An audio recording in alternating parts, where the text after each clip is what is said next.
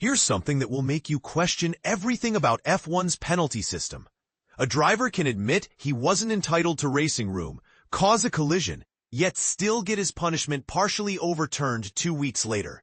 The Williams Formula One team just pulled off what many would consider a masterstroke in motorsport politics, successfully challenging the steward's original decision regarding Carlos Sainz's incident at the Dutch Grand Prix. But here's where it gets controversial. The process raises serious questions about the consistency and timing of F1's justice system. Let's break down what actually happened at Zandvoort for those who might have missed the drama.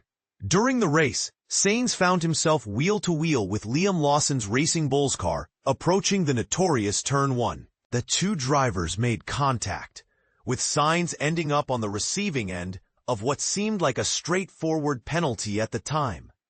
A 10-second time addition during the race, plus 2 penalty points added to his super license. For newcomers to F1, penalty points work like a driving license system. Accumulate 12 points within a 12-month period, and you're facing a race ban. So those 2 points weren't just a slap on the wrist. They were a step closer to potentially missing a Grand Prix weekend entirely. But here's where the story takes an interesting twist. Before the Italian Grand Prix, Williams decided to exercise what's called a right of review, essentially F1's version of an appeal process. However, there's a catch that makes this system particularly intriguing. Teams must present significant, relevant, and new evidence. That wasn't available when the stewards made their original decision. And this is the part most people miss. The evidence that changed everything wasn't some obscure technical data or complex telemetry.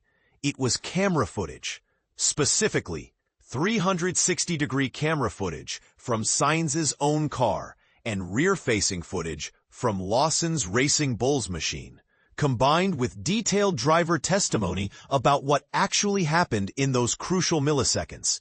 The delay in reaching this decision, nearly 2 full weeks after the race, reveals another fascinating aspect of F1's bureaucracy. The sports regulations require the exact same panel of stewards who made the original decision to reconvene and review the new evidence.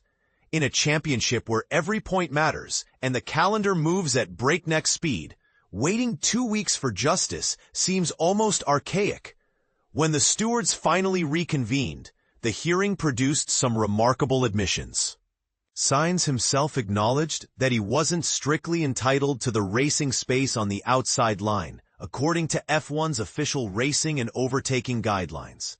He also admitted that the collision occurred because he was not prepared for Lawson to experience a sudden snap of oversteer while navigating the corner. Now, here's the controversial part that has fans and experts divided. Despite these admissions, the stewards concluded that the incident was simply a racing incident, with neither driver being wholly or predominantly to blame. This decision led to the removal of Sainz's 2 penalty points from his super license. But here's the kicker. They couldn't rescind the 10-second time penalty he had already served during the race, meaning the final results remain unchanged. This outcome raises some thought-provoking questions about F1's penalty system that deserve serious consideration. If crucial camera footage wasn't immediately available to stewards during the race, what does that say about the sport's technological capabilities in 2025? How can a driver admit fault yet have his penalty reduced? And perhaps most controversially, why does the timing of when evidence becomes available determine the severity of punishment a driver faces? The fact that Williams had to wait until after the race to access footage from their own car suggests there might be fundamental flaws in how quickly teams and officials can review incidents. In an era where technology can provide instant replays from dozens of angles, the idea that crucial evidence was simply not available during the race seems almost incomprehensible. So here's what I want to know. Do you think this decision sets a dangerous precedent where teams can essentially shop around for evidence after races to overturn penalties? Or does this represent the system working exactly as intended, ensuring that justice prevails, even if it takes time? And most importantly, should F1 be making all camera angles immediately available to prevent these lengthy appeals processes in the future?